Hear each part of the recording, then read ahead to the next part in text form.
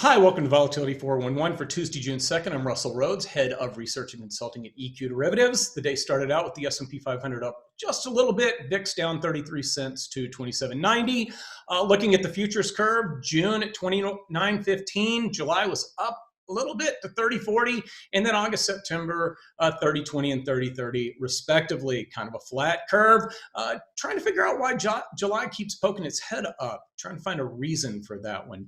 Of course, going out to October, it's 2 points higher. It's at 32.05, and the November's back in line at 29.95. Yesterday, VIX was higher, and the S&P 500 was higher. A lot of people like to read things into this.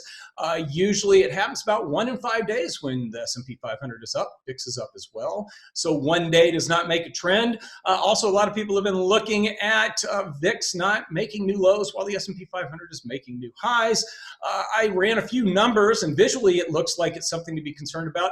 Quantitatively, May was pretty normal. The correlation between VIX and the S&P 500 was minus 0.85. Long-term average is minus 0.8 when you run those numbers over the course of a month. Now, trades. Late yesterday, somebody looking out at that election time frame, the October and November options.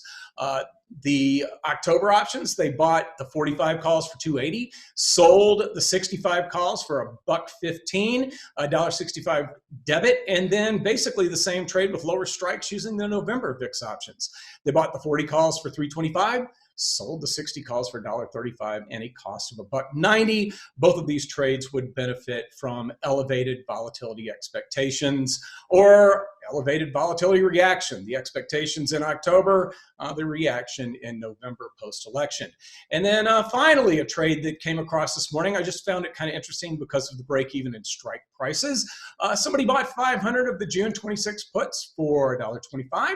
They sold the same number of the June 23 puts for 30 cents, and this cost them 95 cents. Now, the break even on this trade is 25.05. The post late February, early March closing low for VIX is 27.51. So we would have to break to new lows in the next 2 weeks for this trade to work out. So for Tuesday, June 2nd, I'm Russell Rhoads, and that was your Volatility 411.